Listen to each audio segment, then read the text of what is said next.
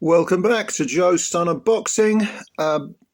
You will no doubt know that Devin Haney took that tremendous shellacking against Ryan Garcia, who came in to the fight 3.2 pounds overweight, and a deal was reached for the fight to go ahead. And part of that deal was that the fight should be a non-title fight, over 12 rounds, yes, but Haney would retain his WBC title no matter what. That was part of the deal.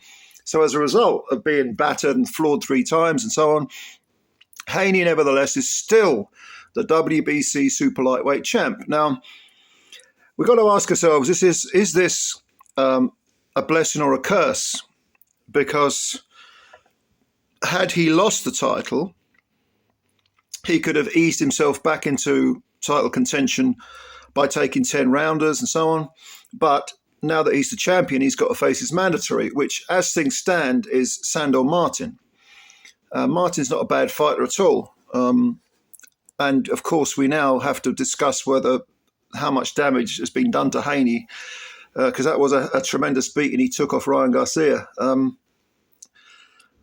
I thought what we do is, bearing in mind that he is the champion, we'll go through the top 12, 15 contenders with the WBC and see, Sandor Martin aside, probably what are the best opponents for Devin to make his comeback, because it is going to be a comeback. I mean, this wasn't a split decision, close, tight loss. This was a battering.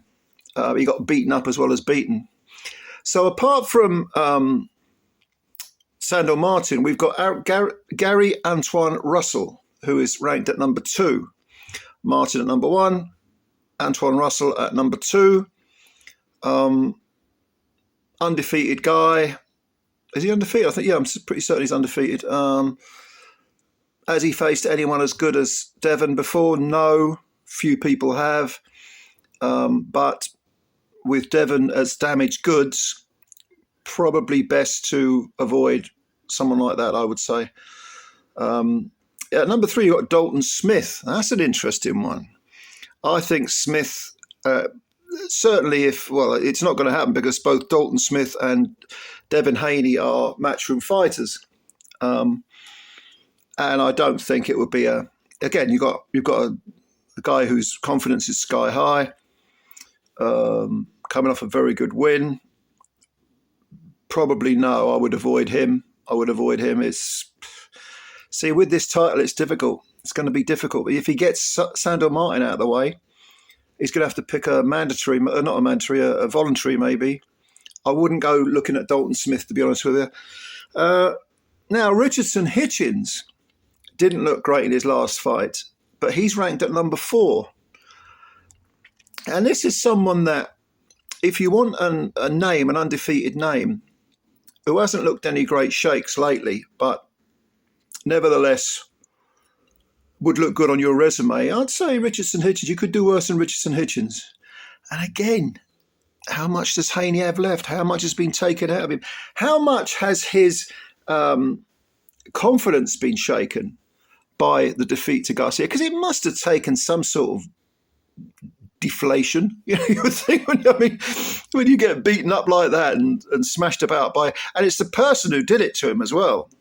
The person that everyone said was crazy, shouldn't have been in the ring with, because he was suffering from some sort of mental illness.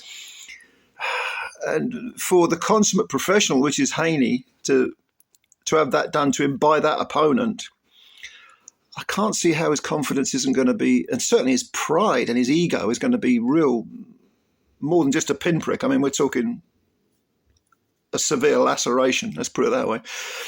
Now, at number 5 in the WBC ratings, we've got Jack Catterall, who, of course, is going to have his long-awaited rematch with Josh Taylor.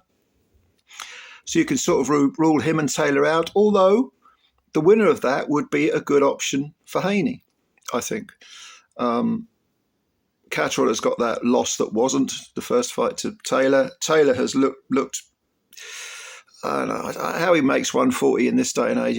At this age, I don't know, but he looked flat against Teofimo Lopez after about 4 rounds. He looked like he was completely gassed. I would make Catterall the favourite to beat him again, effectively. Catterall against Haney, yeah, the styles match up okay. I think that would be an option for Haney. Take on Mate Catterall maybe. Or if a surprise is sprung, and it would be a surprise to me if Josh Taylor, even in his depleted state, manages to beat Catterall, yeah, Taylor, it's a name. Only beaten once, and that's by Teofimo Lopez. That would be an option for Haney to fight. Pretty good one.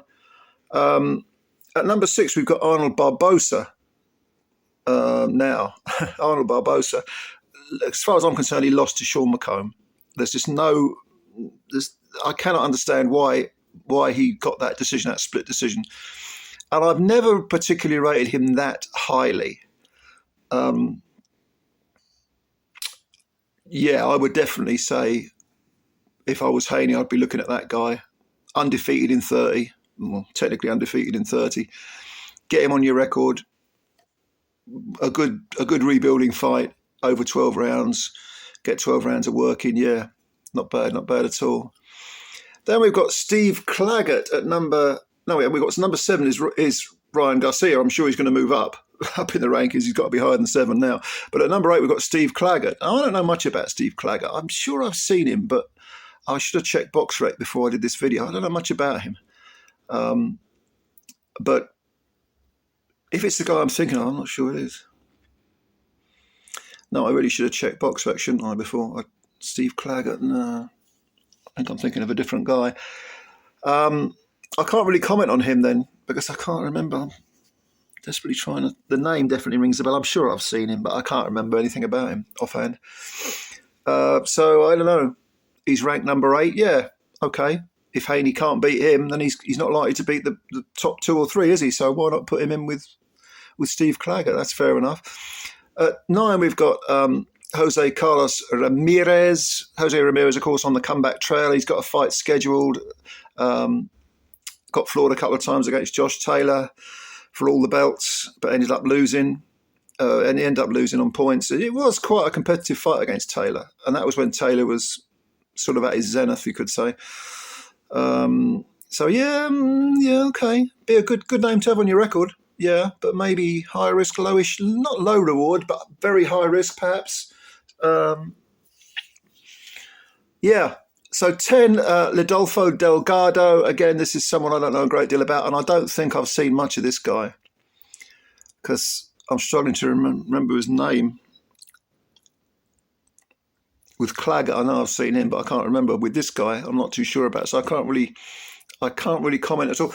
But that's the top 10 anyway, and there are other names that are in below the top 10, ranked below the top 10. Jermaine Ortiz is one. Regis Prograis he's already beaten. Michael Rivera's in the mix somewhere. I think he's in the top 15. So Michelle Rivera, sorry, not Michael. Well, Michelle, Michael. But yeah, I don't know. Having that belt could be a curse.